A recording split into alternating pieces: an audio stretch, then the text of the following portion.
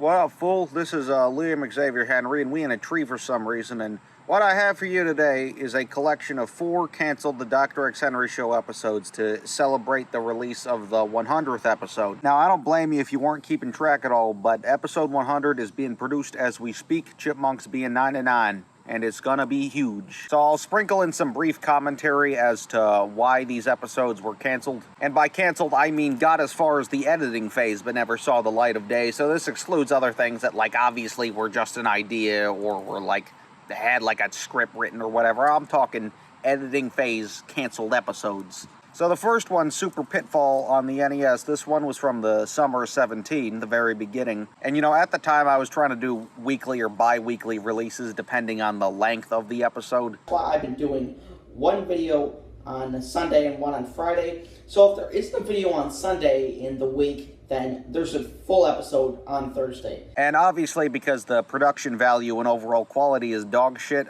some of these didn't take like a week to make. So, you know, they were shelved until an appropriate week. And sometimes I just not stick to a release order and release them in preferred order of the quality. You know, if I was more proud of something, it would come out next. That's why some are like out of order. I'm pretty sure like episode 4 or something might actually be 6 if you look at the schedule. But this one, I just legitimately forgot to release. This is a fully completed by Season 1 standards, keep in mind, so don't expect a hidden gem. None of these are hidden gems. These are fucking dog shit.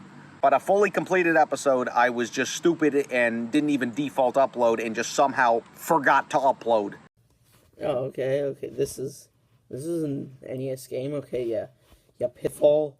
Yeah, I'm sure some of you are familiar with that. It was an arcade game.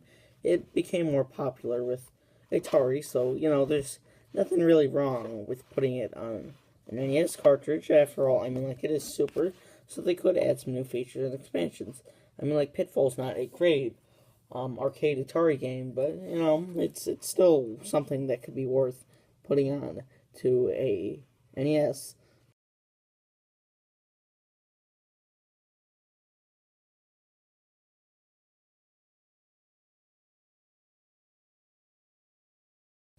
Okay, so it doesn't really give you enough time to maintain the control. Well, I mean, like, imagine in Super Mario Brothers if you started that close to the Goomba. But in Super Mario Brothers, well, yeah, there's the Goomba, and he's right there.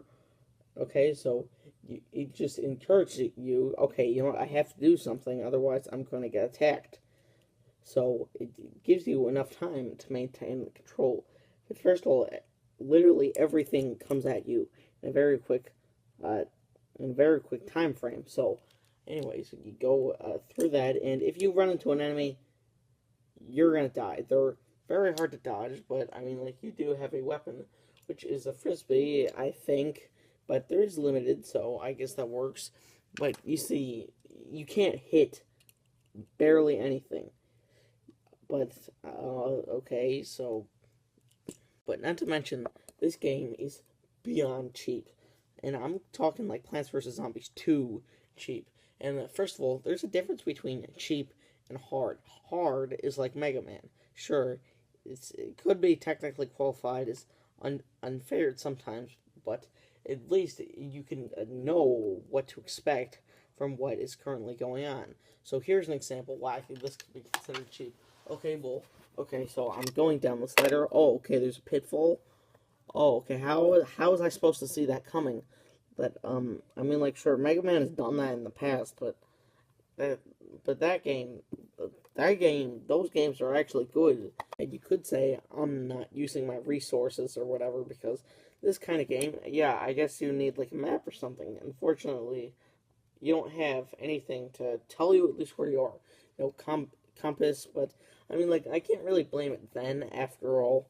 I mean, like, this was before pretty much 3D games, so, because that's really what started that kind of thing, because keep in mind, this was on an 8-bit console, and that was not 3D related, so you're like, okay, this is 2017, yeah, clearly I could just look it up, but think about it back in the day. I mean, like, sure, there's, like, books and stuff, but, like, what if you didn't have any of this? How are you supposed to accept that? And once again, I said, if you get near enemies, you will die. It's very hard to avoid them, and keep in mind the weapon doesn't really do anything. And, oh, look, I died. Oh, yeah, that's the worst death animation I've ever seen.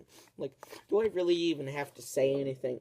And no, I know I've used that phrase before, and I've been kind of lazy, like in number 10 entry for Tunnel Rhino in my top 10 worst Mega Man Robot Masters, and I'll tell you something here, is I kind of did mess up, because technically, I guess the X villains wouldn't be technically qualified as Robot Masters, but, you know, the 1 through 10 would be, but I don't know, but I said that. Do I really have to say anything?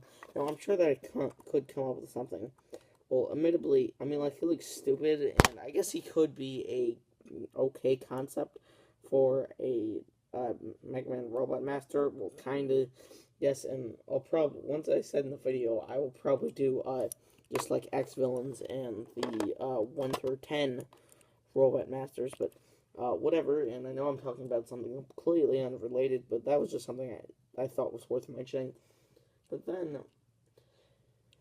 it just goes on and on and on. It's beyond cheap, and it's tedious, long, and painful. I can't even, this is one of the only games that I have that I've never even beaten. It's that hard. And, well, yes, it's a pretty terrible game. So next one, the Skylanders retrospective. This one was incomplete because I obviously didn't plan a large project out very well and bit off more than I could chew, and it just fell apart as it went on. So I pulled it, so this is an unfinished episode, only talking about the first 3 games, which I didn't even replay, by the way.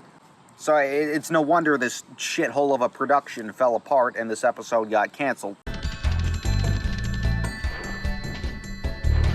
These games on the PS1 were awesome. There's some really solid 3D platformers, and yeah, they're pretty good, and like, enough is said. I don't know, maybe I'll do a full review of some of them, you know, eventually, but whatever.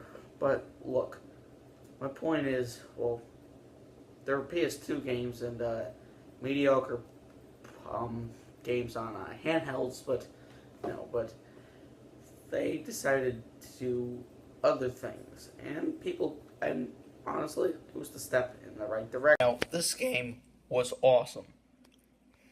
Yeah, this game was awesome. So, you know, it's a pretty solid game. Well, first of all, let's talk about the Skylanders. If we talk about the figures for a second, well, yeah, well, they're all placed on this portal. Now, the Skylanders Spyro's Adventure one, the first game, I'll get to that later, but this was actually wireless. There was a USB that you would plug into the system, which was fine. But yeah, I misplaced it. I had to rush order a new one on eBay. In fact, if we even look at my box for Skylanders Spyro's Adventure, then it's actually pretty damaged, since here I'm just gonna say, like, the box is damaged or whatever, because this is a pretty old game. I mean, like, I have PS2 and NES games, but this is definitely one of my most played games. Not the most Skylanders game I've ever played, but yeah, but you basically just put the figures on the portal, and the PlayStation 3 or Xbox 360 or we would read it through the chip, and then basically you would get it. Now, unfortunately, I don't own this because, okay, let me explain something for a second. For the when the second game came out, there was a Portal Owners Pack. So since you see the Portal for 1 and 2 are the same, well, technically they're not, because they figure, okay, you know what, kids are gonna misplace the chip. So I don't blame them. I did, but basically, well, the Giants one I don't own because I owned the first game before that came out, but it was actually had a wire attached to it. But no, there were ones that were, if you had the Portal, it just comes with the game and character packs, more known as the Portal Owners Pack. And then there's the starter pack if you didn't have the first game, which I actually got just to get more characters, but I don't believe I have the Portal. I believe I have it lying around somewhere. I can't seem to find it because out of all my gaming utility and stuff that I have, but if I can find it, well, I'll show it off sometime. If you really want to see that, even though you can probably just Google it now. Basically, that was good. So, it just read it, and bam, that was all that you needed to do. This game was a pretty big hit for Activision. And yeah, it made a lot of money because, each figure was like $10, $15. Some of like the specials and exclusives or whatever were like 20-ish, but every character that you got, you had pay for. So, and overall, the characters make pretty nice display pieces as well, not just collector's toys or whatever. And many people also play the game online on a PC, no portal. There's usually a code that comes to the Skylanders. I believe I still have some of them, probably for Trap Team, because I didn't buy too much for Superchargers. But anyway, I mean, like, yeah, there were a lot of clones and everything, but overall, it was pretty good. So, yeah, but technically that's across the game series, but, well, it was awesome. It's a good game, and but occasionally you got to do lots of puzzles, which Spyro's Adventure wasn't too terrible on, and it had more crappy jumping zones. I hate these crappy jumping zones where you have to use the jump pads or whatever, spring pads or whatever, but no, you just jump on them, and it gets really out of hand, and I hate it. Well, there's more of this, but there's certainly more puzzle elements, and some really memorable stages. One of the more memorable stages is the one where you are at a construction. The power won't drop and my killer won't stop until the city of Drxhenry on time out, Skylander. There's something up with my trail, but you better watch out. You'll be down for the count when I show you my smashing skill. Oh, but basically these were giant Skylanders. As you see, these are much larger. And another thing I'd like to mention about the figures, there are multiple varieties. There's Jade, there's Legendary, there's odds, like specific colors and everything. Holiday releases, you pretty much get my point. But here's one I just thought was worth mentioning. This is the Pumpkin Eyebrow, and actually, as you see, it's all black, and there's the orange jack-o'-lantern instead of an eye. But if we look at the other one, the actual original eyebrow, well, yeah, you can see the difference, but I'm just going to point out that there's a lot of variety in the different kinds of Skylanders that exist, but other ones, there's the ones for different elements. And another thing I'd like to mention, in the games, there are multiple elemental zones, but yeah, they're pretty cool, and they can do exclusive giant moves that only giants can do. And, well, yeah, my expectations were really high when they decided to make a third Skylanders game, Skylanders Swap Force.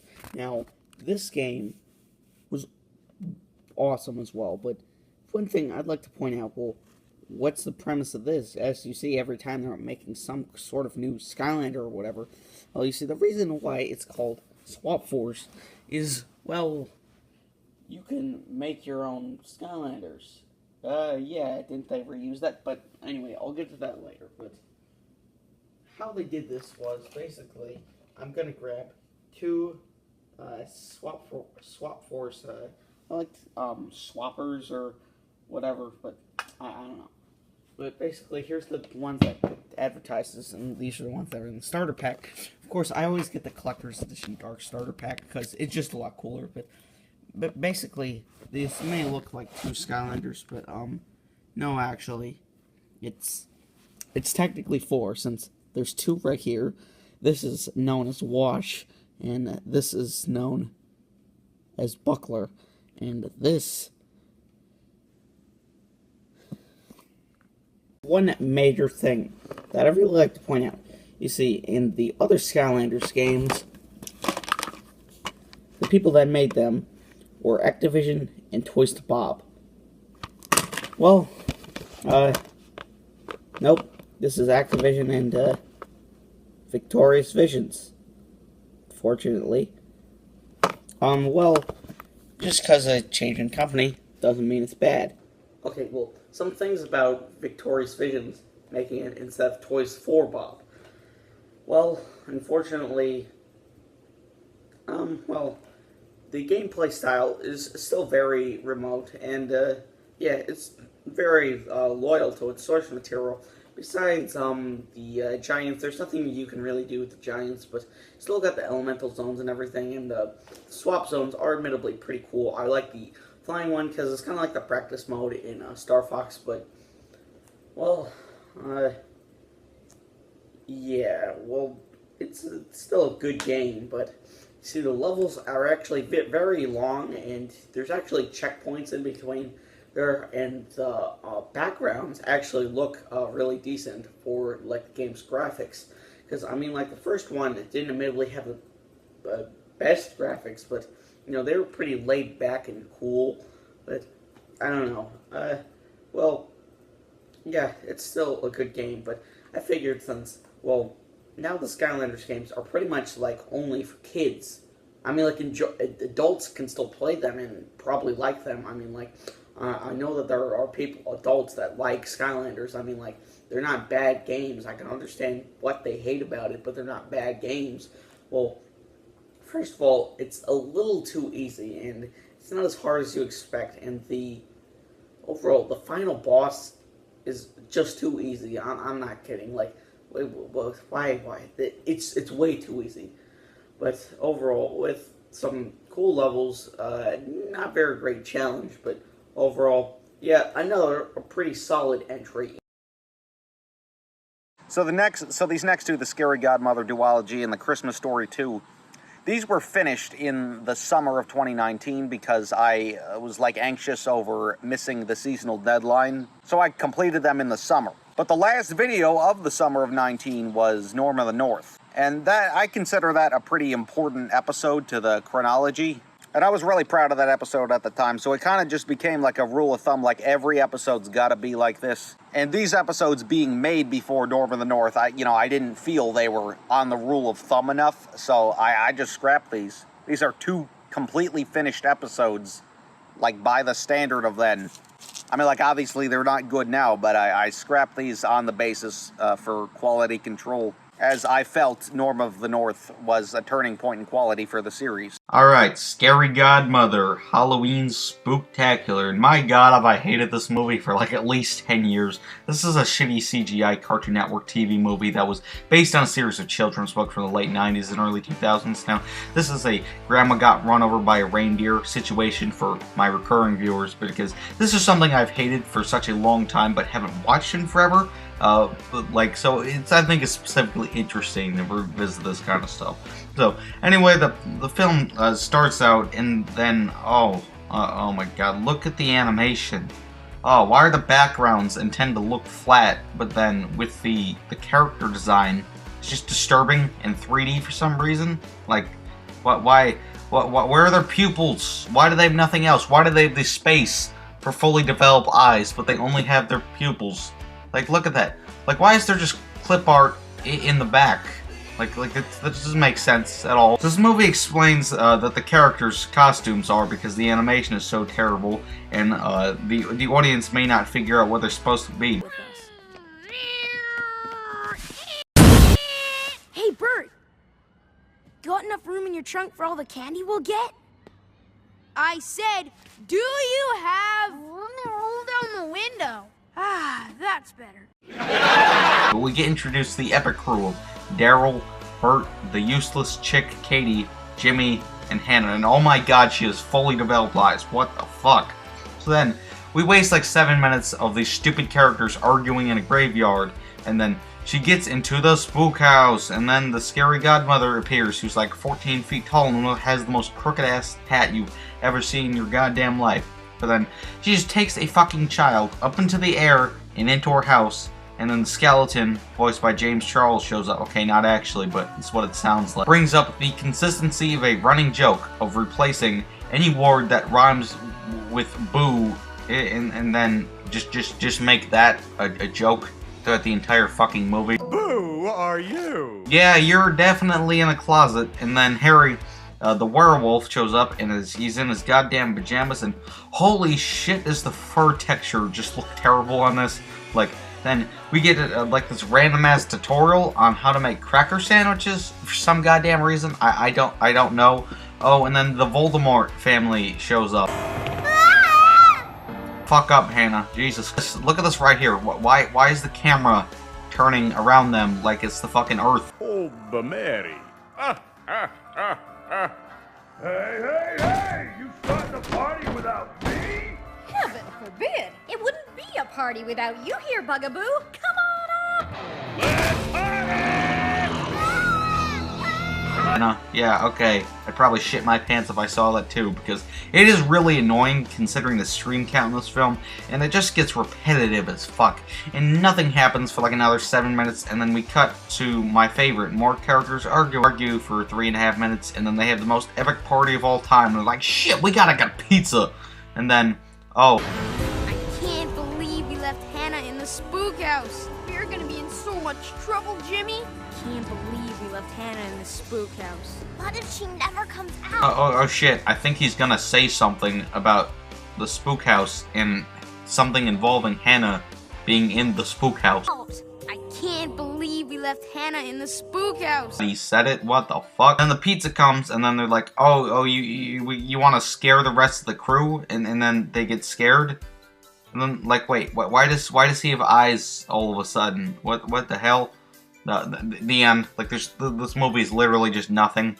But then, or will continue with Scary Godmother 2, or just Scary Godmother, The Revenge of Jimmy, which I don't believe I had previously seen, so let's start the son of a bitch up. So we start with this long-ass title card sequence, which shows the names of the characters, but not the actors of the characters, just the characters' names. And it doesn't show visuals of the characters, so unless you'd seen the previous one, this title sequence makes absolutely no sense and defeats the purpose of a title sequence showing the characters and the actors and whatever. Like it's supposed to do that, but you're just defeating the purpose of it. Anyway, like they talk for like 8 more minutes, and then the crew is back together, and then Jimmy bees a little shit to everyone, and then he's the Grinch all of a sudden. So then the Voldemort family shows up, and then like Miss Voldemort, why is one painted and the others isn't? Like why? What the fuck? But then everybody leaves, and then Jimmy trespasses property and smashes all the pumpkins, and there's no filling or anything, which doesn't make any sense at all. But then, anyway, but the rest of the crew gets the pumpkins anyway. Thank goodness I have no eyeballs. Oh, okay. What the fuck? Then how the fuck are you seeing anything? We get another fucking random food tutorial for children, and then we cut back to Butch the Bully over here talking to himself again. This year I'm a baseball player driving an electric car. Yeah, even pro athletes gotta take care of the environment. Last year, I was a cat. This year, I'm a panther. Roar! Oh, right. Well, last year, I was a fairy princess. This year, I'm a fairy queen. How about you, Daryl? No, actually, you don't have the budget to make new character models, so you just made a shitty series of jokes over the fact that you don't have the money to make them. And then we get a stupid montage, and then Jimmy steals the candy. Okay, why does he have 2 sets of eyes, but in his head?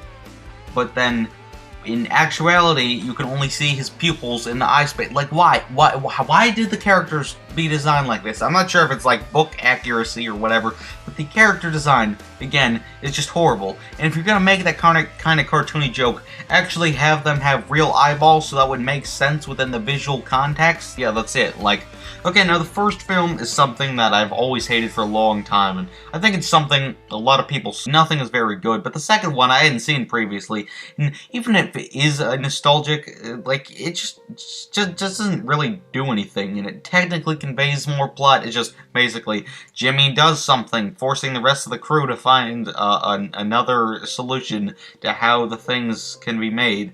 But then, if we look at Scary Godmother, The Revenge of Jimmy, like, it just sucks. Like, I don't think a whole lot of people have seen it, and it just sucks. I don't think there's a better way to put it.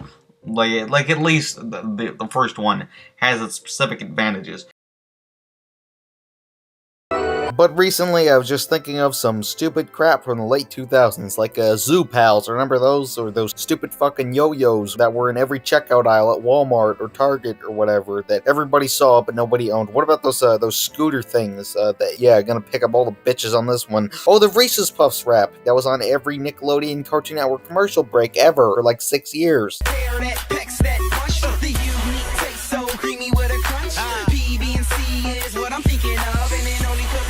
In my Reese's Puffs, peanut butter chocolate, great when separate, but when they combine, they make the morning time epic. Morning time epic. Morning time epic. R-double-E-S-E-S.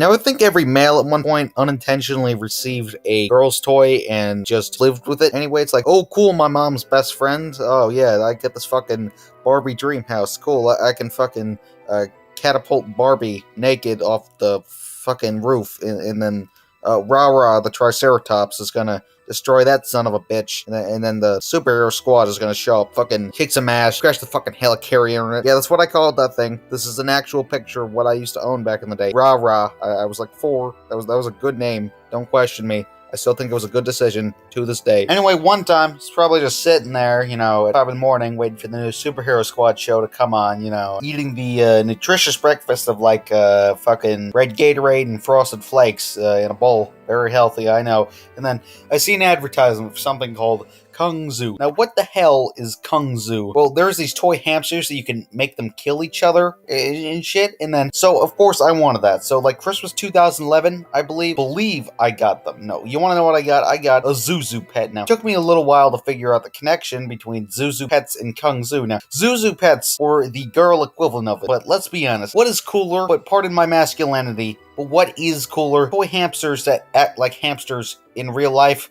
or hamsters that fucking kill each other? I think hamsters that fucking kill each other are way cooler than just hamsters that do things that hamsters do in real life. Anyway, so Kung Zoo was just the boy version of this shit. But no, that wasn't actually the worst Christmas present I ever got. The worst Christmas present I ever got was A Christmas Story 2 on DVD, like 8 years ago probably, I don't know, maybe. And yeah, so that entire intro was pretty much pointless, kinda like this movie. Because The Christmas Story 1 is actually a pretty good movie. It's generally seen as one of the best Christmas movies ever made, and while I do watch it times every year, it's pretty obnoxious. Well, the marketing at least, because I live in the Cleveland area, which is obvious because I post videos of the same 2 Cleveland conventions every year, so they're basically, some of it was shot in Cleveland, so in December, around here, it's a big fucking deal. Now, I even met Ian Pateria, I don't know if I pronounced that correctly, who played Randy, Ralphie's little brother in the movie. But anyway, I actually met him at once. I don't have a picture of it or anything, but I met him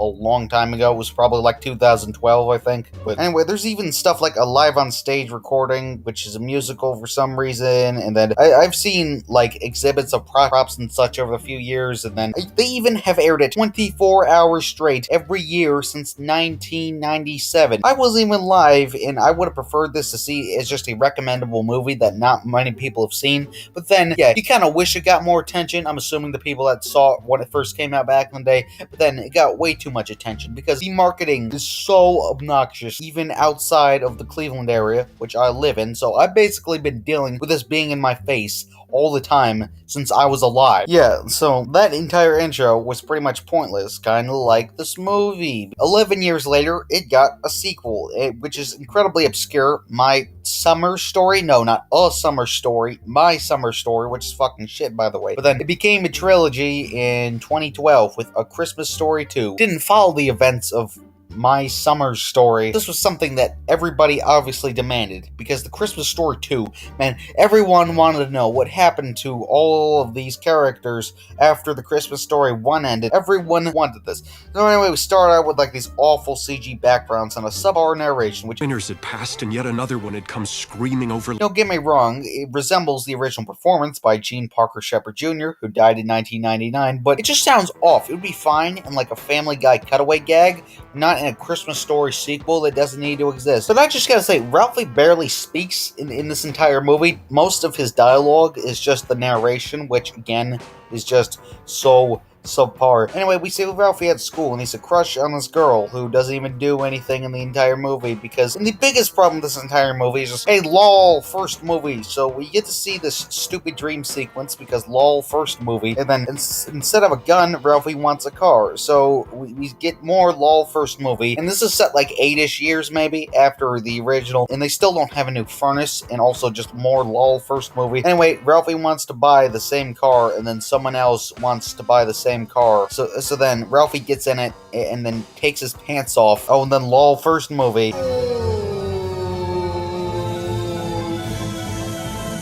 But then car gets fucked up and Ralphie has to pay $85, which is about $912 in today's money. That's just an estimation. But you know, we get another stupid fantasy. But like, he's a teenager. Like, I don't dream about this shit. And then Daniel Stern just says that he would give him $2. Buddy, you need a little extra dough for Christmas, right? Why don't you get something nice for your mother? I'll give you $1.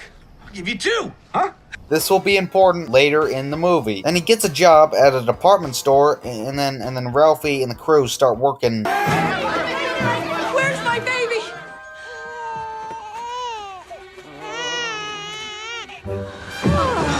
Okay, what the fuck? You're suffocating an infant, for Christ's sake. That's not funny. That's horrible. Anyway, they just keep getting stuck in their job position reassigned. Like, how much bad things do you have to do to get fired from this place? Nope, just position reassignment so we can get more and more bullshit shenanigans. Then there's this part where they go into like these succulent dispense tube things. You know, they just put like the paper in it, and then Flick puts his tongue in it because lol, first movie. And then there's Santa because lol, first movie. Also, I just gotta say that Santa impression is just, again, it's a bit off. Ho, ho, ho. It would be acceptable in like an AT&T commercial or something, but then more stupid shit happens, and then we get some more bullshit involving ice fishing. Oh, and then this happens. I just need $1. One lousy dollar. What's in the pocket, Schwartz? You can't have my lucky buck. Guys, that tickles. Well, why don't you ask for your father for one? He said he would give you 2 of them instead of all this bullshit. Why don't you get something nice for your mother? I'll give you $1. I'll give you $2, huh? Could I have 83 more? But then Ralphie gets all his money, and then he sees a poor family, and he uses his money to take them out to dinner, in which they go to the Asian food restaurant because lol, first movie. And that's a very nice thing to do, but you're going to fucking jail if it is not paid. Like 4 seconds later, I guess the owner is just okay that it's not paid, and then everything's fine. I guess, I don't know. But then it's Christmas, and then Ralphie gets the car, and then the girl, yeah, they get together, but like, there's no lesson learned here from the car or anything. Like, in the first movie, yeah, Ralphie gets the gun, but then he almost kills himself using it, learning his lesson why maybe he shouldn't be trusted with it, which was the reason that people were against the idea of giving it to him in the first place. But no, here, he just gets it. No real consequence. There's no lesson learned or anything. Like, he just gets it, and then yay, the movie's over. And people say that Christmas has gone commercial, and I could honestly see why, because out of all the unnecessary sequels, this is probably one of the most unnecessary, if not the most unnecessary sequel out there. It's just one of the worst movies ever made, period, because let's just pray that there's never a 4th film, because I feel like that's gonna happen in like 10 years, and then it's just gonna be the next Emoji Movie or Ghostbusters Feminist Edition. There you are. So there you are. 4 canceled episodes. Stay tuned for episode 100. Might be a fat minute. Who knows? May even be the longest one. I don't know. Only about 40 minutes are written so far. This is Brown Dog. She's old because she got like a beard. This mutt is very attention deficit.